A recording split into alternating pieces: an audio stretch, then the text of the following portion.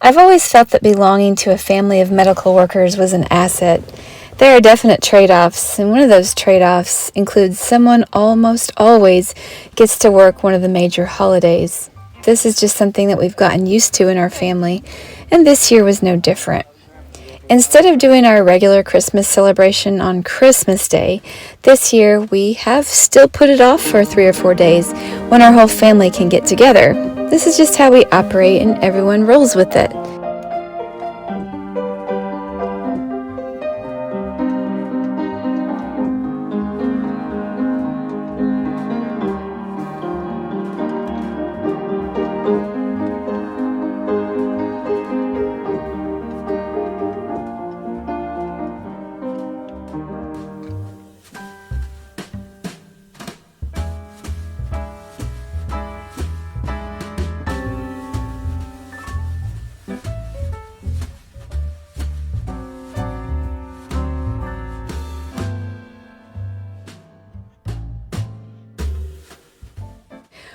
One thing that I've noticed is that when we get to put off our Christmas for a few days, it gives us the chance to prolong the season a little bit.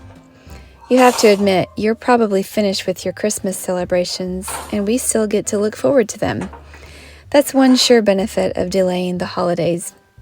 This year, more than any others, I have really just enjoyed settling into a longer Christmas season because Christmas comes and goes so quickly. Before we know it, they're pulling out the Easter decorations and Valentine's Day paraphernalia, and we hardly even get to settle into really what Christmas means. We have had so much stress this year from so many different areas that I finally settled in my mind that I just can't do everything. There are no perfect Christmases. There are really no perfect holidays. And really, that's because we are not perfect families. So, of course, I had an image of what I would love to have seen surrounding this holiday season, but I kept a strong caution in the back of my mind that it probably wouldn't look that way, and I really truly resolved to be fine with that. One thing that was super important to me this year was having our whole family together. Feeling the empty nest almost creeping in, I found it really important that we all just have a little bit of time with our family, not really doing anything specific, but just being together. We're not empty nesters yet, but it's coming, and I can see the writing on the wall. Adam worked really hard to trim out and finish the floors in the room that was designated for Austin. Austin actually lives in town in his own apartment. He's definitely carving out his own path, but he obliged his nostalgic mother and came home to stay, and that was really special to me. For the first time in I don't know how long, we ate a leisurely breakfast and had no specific agenda for the day. That is very unusual for us because we almost always have a project or 2 or 3 or a bunch in queue, and we rarely get the opportunity to do just nothing.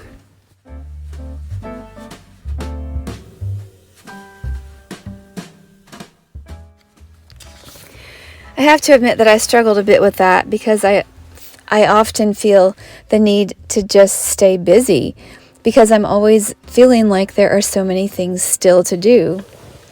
While the boys relaxed a little bit, Greg and I hiked up the hill, and we hiked all the way to the top of the ridge this time, which we only do once in a blue moon.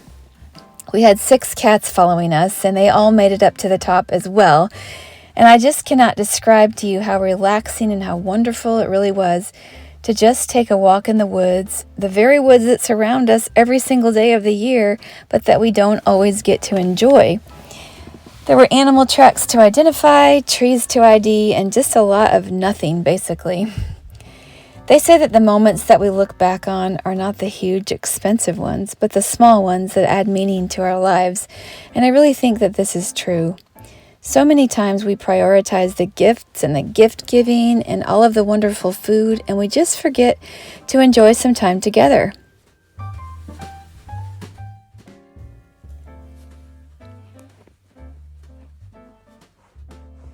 It's bland.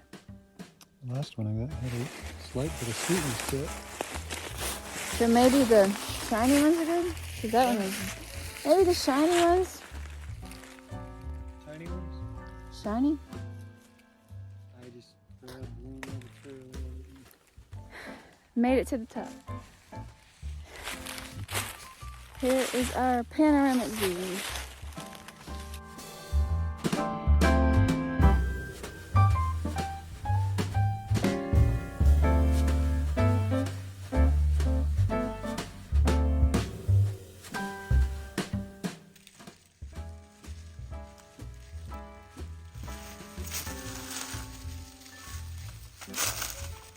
You made it, Chuck. Good boy. How many cats? 1, 2, 3, 4, 5. We're missing. Oh, there's Tubby. We're missing pork chop. She didn't make. Oh, there she comes. It's you, stinker. Chuck is so happy.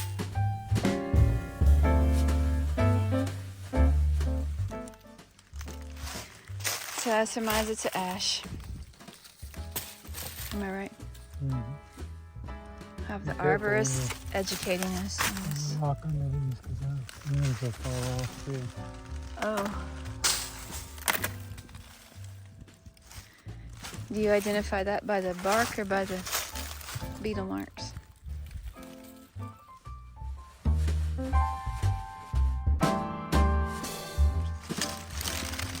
Three or four different kinds of ash. This is evidence of the emerald ash beetle making its... The emerald ash borer.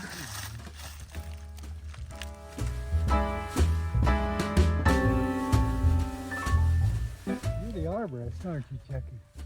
Oh yeah, I'm the climber. I'm going out on a limb for you guys. Chuck, how you gonna get down? Hey, watch this. Yeah, we're watching. Watch this, y'all. I got it figured out. Shimmy, shimmy, sidestep, here I come.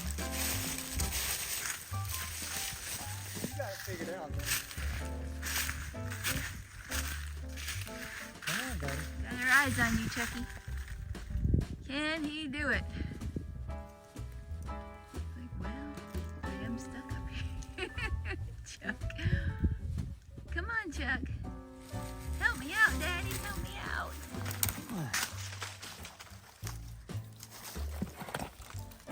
Oh, Chuck.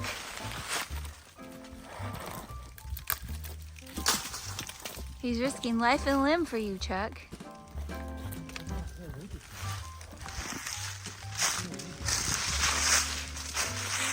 Coming, buddy?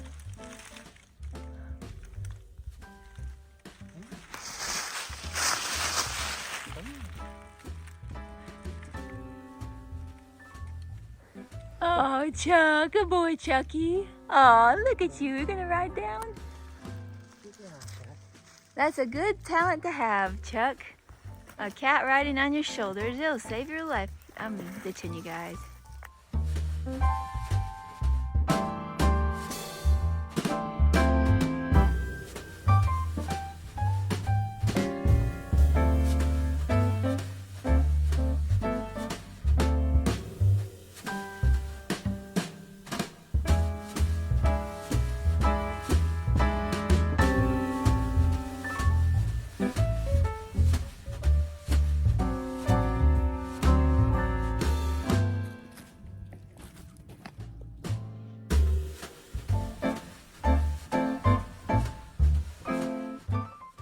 Our only real agenda for Christmas this year was to head over to my mom's to bake and decorate some Christmas cookies and just enjoy some family time. Even that we had to modify because our relaxing in the morning led to a little bit less time in the afternoon. So we had to shelve the gingerbread cookies for another time, and that's okay. I planned to have everyone bake and decorate some Christmas cookies, but once we saw the time, the baking was just set aside for later, and we decided to decorate some pre-baked Christmas sweaters, which was kind of a hoot.